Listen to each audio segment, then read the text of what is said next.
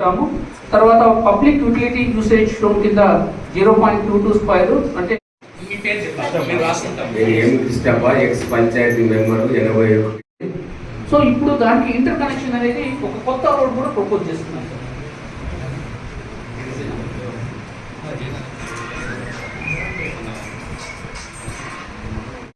Left side అంతా కూడా మనకు రిజర్వ్ ఫారెస్ట్ అనేది వస్తుంది. అది మొత్తం కూడా 11.66 స్క్వేర్ కిలోమీటర్స్ ఉంది. అది 18.19%. తర్వాత మనకు అంతా కూడా 4-5 కొండలు ఉన్నాయి ఊర్లో, మనం కళ్యాణదుర్గం పట్టణంలో. సో ఆ కొండలకు సంబంధించింది కూడా మనం దీంట్లో పొందుపరిచాం. సో అది ఒక 3.77 స్క్వేర్ కిలోమీటర్స్, 5.88%. సో ఇదంతా కూడా మనం ఈ జోనల్ వ్యవస్థ ఏర్పాటు చేసుకోవడం జరిగింది. సో ముందుగా నేను ఫస్ట్ ఇప్పుడు ప్రెసెంట్ ఏముందనేది ఎక్స్ప్లెయిన్ చేస్తాను సార్. ఆ ప్రెసెంట్ ని మనము సో ఈ రెడ్ కలర్ స్క్రీన్ అంతా కూడా గవర్నమెంట్ ఆఫీస్ సార్.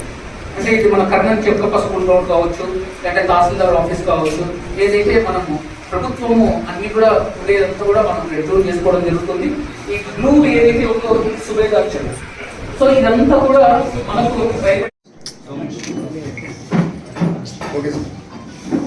అందరికీ నమస్కారం.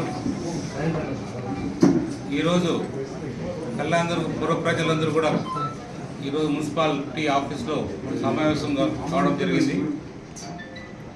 ఏదైతే మనం 2012లో మున్సిపాలిటీగా దీన్ని మార్చామో, పంచాయతీగా ఉన్న ఆ రోజు నుంచి ఈ రోజు వరకు కూడా మున్సిపాలిటీగా 12 నుంచి కూడా ఉంటూ వచ్చింది.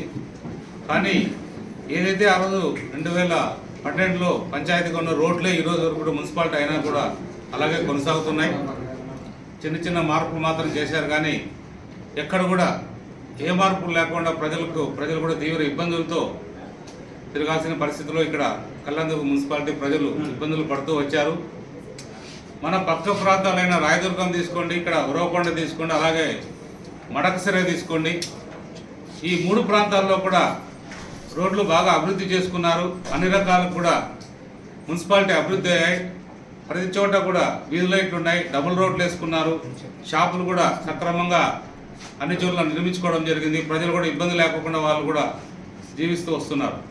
కానీ మన దురదృష్టం, కళ్యాణదుర్గ ప్రజలు ఈ రోజు వరకు కూడా ఒకే రోడ్లో ఏదైతే పంచాయతీగా ఉన్న టైంలో రోడ్డు ఏదైతే వేశారో ఆ రోడ్డుతోనే ఈ రోజు వరకు కూడా కాలం గడుపుతూ వచ్చారు.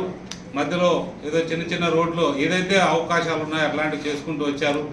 కానీ అది కాదు, ముఖ్యంగా ఏదైతే జనసంఖ్య ఎక్కడైతే ఎక్కువ మంది పోరాడుతున్నారో అలాంటి చోట్ల మనం అభివృద్ధి చేయాల్సిన అవకాశాలు ఉన్నా కూడా చేయకుండా వదిలేయడం కూడా చాలా దురదృష్టకరం. ఎన్నికల ముందు ఏదైతే ఉన్నాయో ఆ ఎన్నికల ముందు ఏదో టెండర్లు పిలుచుకున్నారో ఆ టెండర్లకు తగ్గట్టు ప్రజలకు మభ్యపెట్టాలనే ఉద్దేశంతో ఎక్కడికక్కడ ఏదో కాంక్రీట్ రోడ్ల మాదిరి అట్లా స్ప్రెడ్ చేస్తూ ఇదేదో రోడ్లు వేసాం ప్రజల్ని మెప్పించాలనే ఉద్దేశంతో 5 సంవత్సరాల నుంచి కూడా ఏది చేయకోకుండా ఒక నెల ముందు ఇలాంటి చేసి ప్రజలు ఇంకా కూడా ఇబ్బందులు గురి చేశారు గడిచిన ప్రభుత్వం. ఇది చాలా దురదృష్టకరం.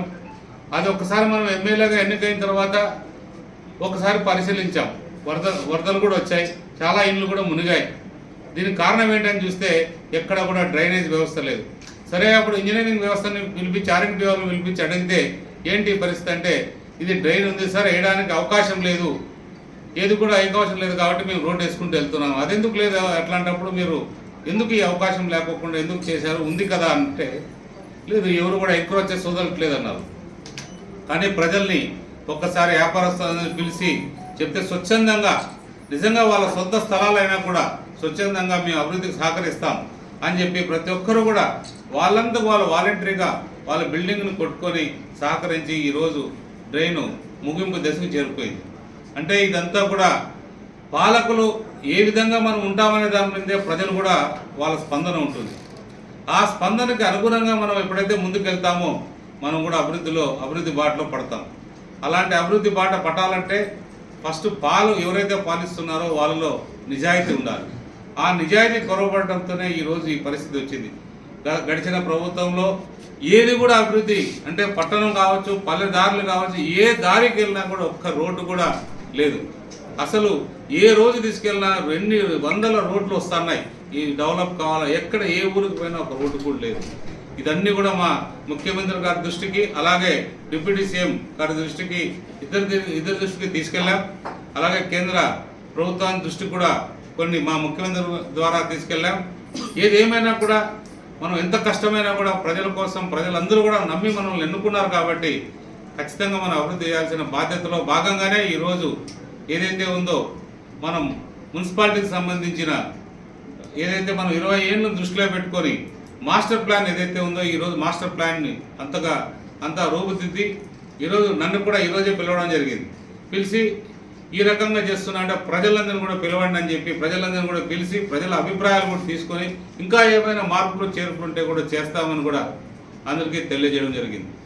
అందరూ కూడా ప్రజలు కూడా వాళ్ళ అభిప్రాయాలు కూడా తెలియజేశారు. చాలా సంతోషం. ఎందుకంటే 20 ఏళ్ళు మరి మనం ప్రజల్ని ఇబ్బంది పెట్టకూడదు అనే ఉద్దేశంతోనే ఈరోజు చేశాం. నేను ఒకటే చెప్పాను, నేను ఇప్పుడు ఏదైతే మనం మాస్టర్ ప్లాన్ చూపించారో పొరపాటున ప్రజలకు అపోహలు పోదండి.